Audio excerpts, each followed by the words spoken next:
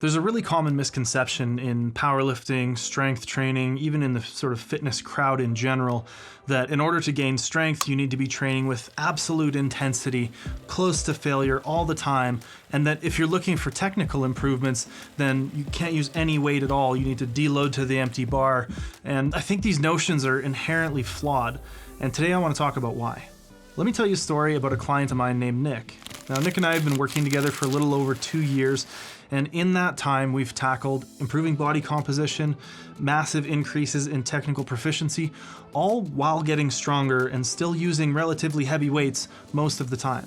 We contacted Nick to get his perspective on the process of making big technique improvements, all while still training with heavy weights and getting stronger. In like the past 2 years or so, like basically since you and I started working together, how has your strength and technique kind of progressed over that period of time?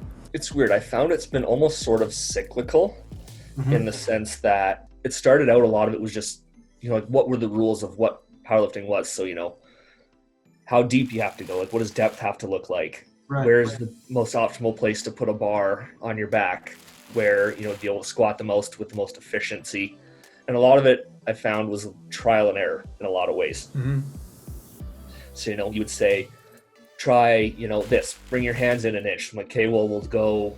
And then we do that for 6 months and we get to the point where it's like, you know what, this really isn't working. Like progression wasn't where we wanted. And so it was a lot of little changes like that. It's something like it's never a quick fix, which at first you're like, oh, it will be. And then you kind of have to learn through your own experiences about that. Totally.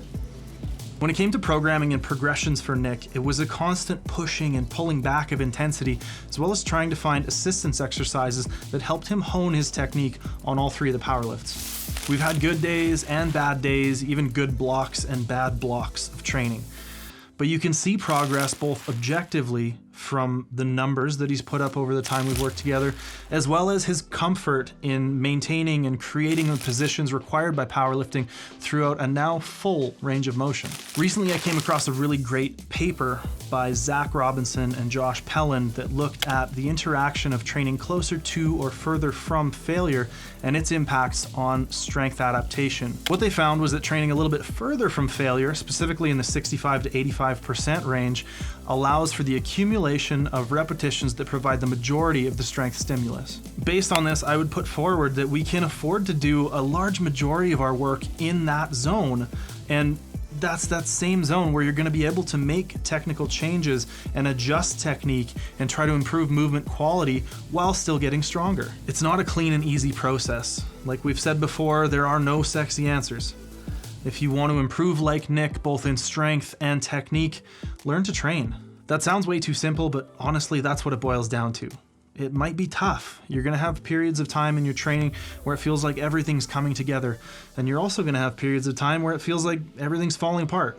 The important thing is to have a vision of where you wanna be through all the struggles, and to be mindful of each of your steps along the way.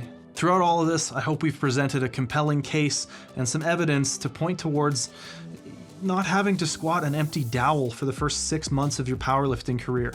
Not spending all your time rolling around on a lacrosse ball, but lifting, engaging, becoming fatigued, working hard, all while perfecting technique, while getting better at the movements. It's not a disjointed process, it's all part of a holistic pursuit of being a better lifter. And hopefully that came across today.